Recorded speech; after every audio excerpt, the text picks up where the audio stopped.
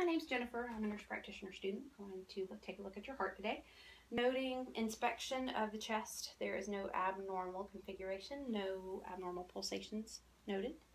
I am going to palpate the radial arteries, both regular rate and rhythm, calculating the heart rate or pulse by counting for 30 seconds, multiplying that by 2. I'm going to also palpate the radial arteries, which are both +2 and even. I am now going to get you to sit back for me. I'm going to calculate his jugular venous pressure, shining a light, noting the venous or the jugular vein, the base of it, the sternal angle here, horizontal line out from each and measuring in between, which is 3 centimeters. Also going to get you to lay down for me again. Lay down. I'm going to auscultate carotid arteries, left and the right, noting no bruits. Since I noted no bruits, I'm then going to palpate to the left of the trachea, carotid, and to the right, noting +2, no thrills present on either. Now I'm going to palpate the regions of the heart. The first area is the aortic, which is the second intercostal space, right of the sternal border. Pulmonic, second intercostal space, left of the sternal border. Herbs, point, third intercostal space, left of the sternal border. Tricuspid area, which is the fourth intercostal space, left of the sternal border. And mitral, which is fifth intercostal space, mid-clavicular line. Point of maximum impulse is also in this region.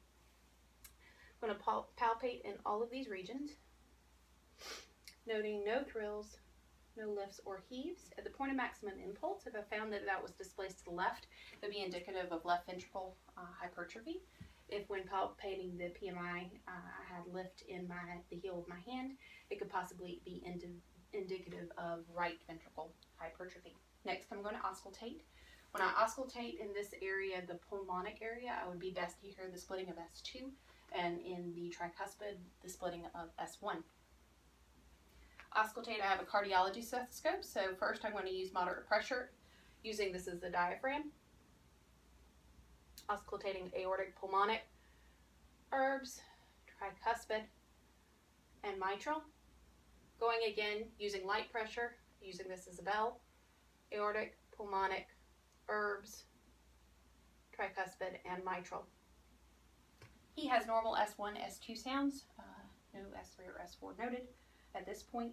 S1 is indicative of the closure of the tricuspid and mitral valves simultaneously. S2 is the closure of the aortic and pulmonic valves simultaneously. Okay, I'm going to go ahead and get you to lay on your left side for me. I'm going to auscultate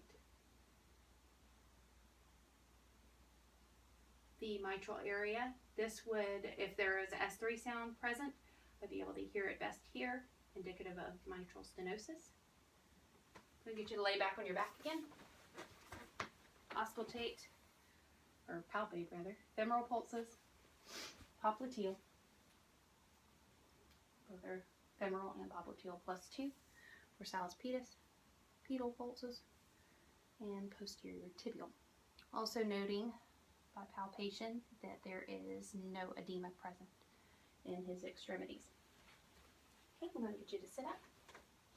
Next, I'm going to palpate the regions of his heart again, sitting, aortic, pulmonic, herbs, tricuspid, and mitral, and point of maximum impulse, noting no lifts, heaves, or thrills. Auscultating using a diaphragm, aortic, pulmonic, herbs, tricuspid, mitral, and using this as a bell, aortic, pulmonic, herbs, tricuspid, and mitral. Get you to sit forward. I'm going to auscultate the aortic region. It'd be best to hear S4 here, which is indicative of aortic stenosis. Thank you.